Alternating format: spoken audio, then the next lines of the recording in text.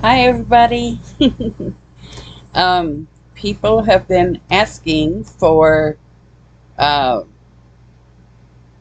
more stories if I have them, and I said I had them. Um, One thing that the angels have always helped me with, people have laughed at me and told me that I have a compass up my butt um, because when I was younger, especially, but even now people will say, "Oh, you just use a GPS." No, I don't use a GPS. I don't have to use a GPS. I've never had to use a GPS.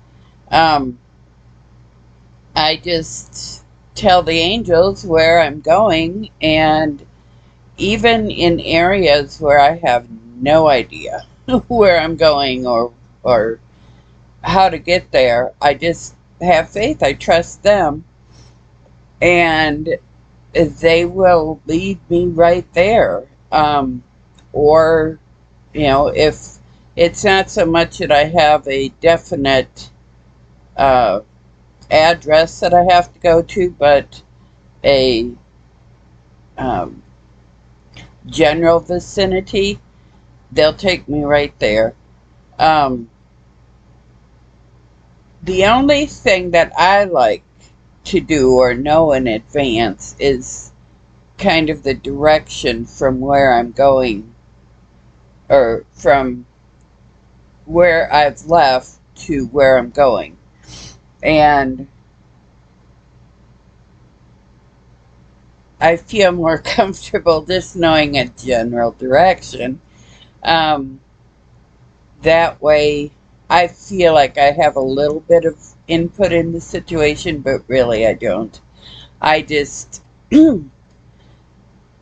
know that I follow my gut instinct. I listen to the angels. I let them take me where I want to go. Um, One time I had gone to visit,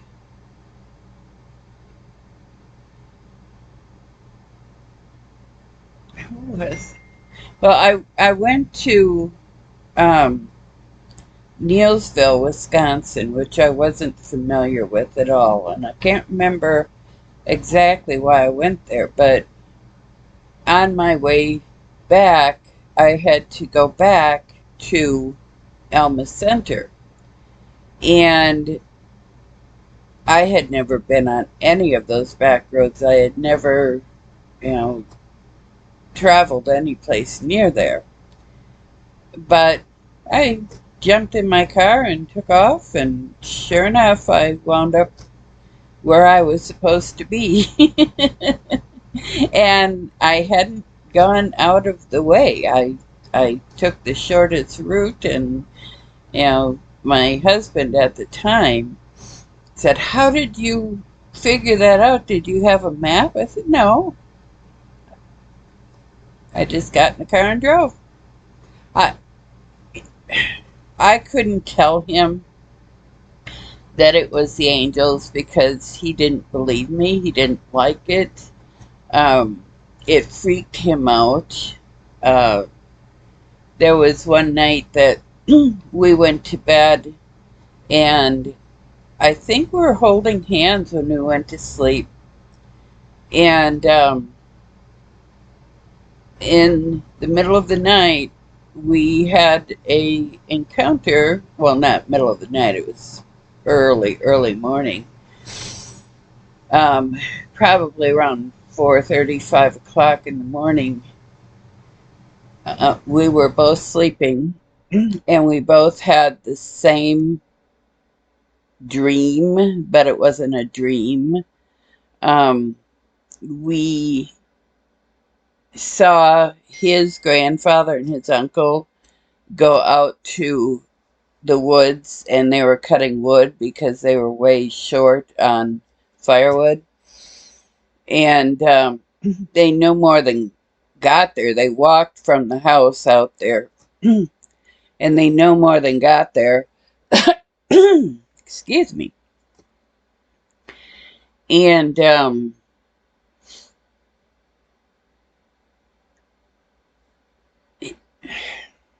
I saw one of them and he saw the other.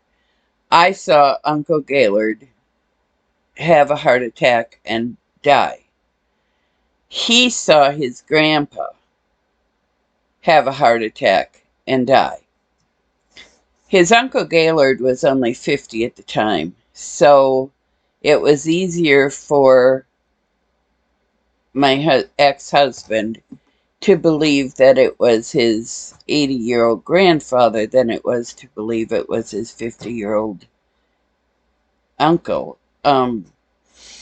Anyway, when we woke up about 6:30, I said, wow, I just had the weirdest dream. And I started telling him that I saw his uncle and his grandpa walking out to the woods, and his uncle had had a heart attack, and he looked at me and goes, that wasn't Gaylord, that was Grandpa. I said, what? He said, that wasn't Gaylord, that was Grandpa. I said, how would you know what was in my dream? He said, oh, he said, I must have had the same dream. I said, oh boy. I said, that wasn't a dream. And he said, what do you mean? I said, that was one of my premonitions dreams, or one of my ethereal visitations or astral visitations. And I said, apparently you holding my hand went with me. And he just, what? So I finished out the story. I told him it was Gaylord. I told him that Grandpa was, all worried and upset and scared, and went back to the house as quickly as he could and called the ambulance, but Gaylord was well gone by the time the ambulance got there. And by 7:30 in the morning, I got a phone call from my husband's mother informing me that I needed to tell my husband that his Uncle Gaylord had passed away. After that situation, he would never hold my hand in bed ever again. He absolutely refused. But there too, the angels were with us.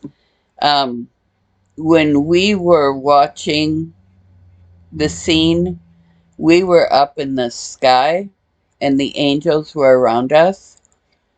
And we watched from a distance and watched them walk, and then watched them get by some trees, and then watched Gaylord collapse and have a heart attack and die. And when he died, his soul came up to us and spoke to us. And then a couple of the angels went with him up to the light, to the source. And then, we just went back to our bodies, because I call it astral projecting. And so we just went back to our bodies and recalled what we had seen. And like I said, my husband did not like that I would have these things happen to me. But there was absolutely nothing I could do about it. These are just things that have always happened to me. And the angels have always been there with me and for me. Um, I I can't change it. There was a time in my mid to late 20s that I had a horrible, horrible, horrible astral projection happen, and I never wanted it to happen again. So um, I started drinking. I started, eating badly. I didn't sleep hardly at all. I just did everything I could. I prayed to make them stop, and they stopped. Um, Sadly, it was very hard for me to open my third eye again, and very hard for me to um, have any psychic uh, psychic messages and intuition. Um, when I was in my mid 30s, about 10 years later, I tried to get it back, and I got some of it back. Now, in the last couple of years, I'm getting it back, but it's different than it used to be.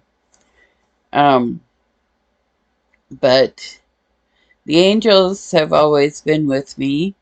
The angels have always helped me and assisted me in situations.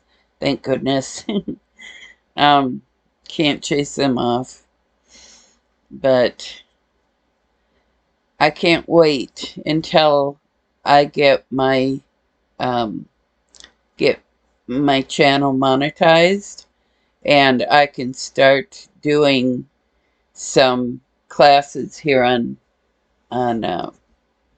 YouTube. I have been looking for a channel or website where I can easily set up a group and charge a little bit for the group, so we can start hopefully sooner rather than later um, with our group. So I am working on that, and hopefully I'll have an announcement for you soon. So blessings, love, light, namaste. Have a wonderful day. Thank you for joining me. Remember, like and subscribe. Bye.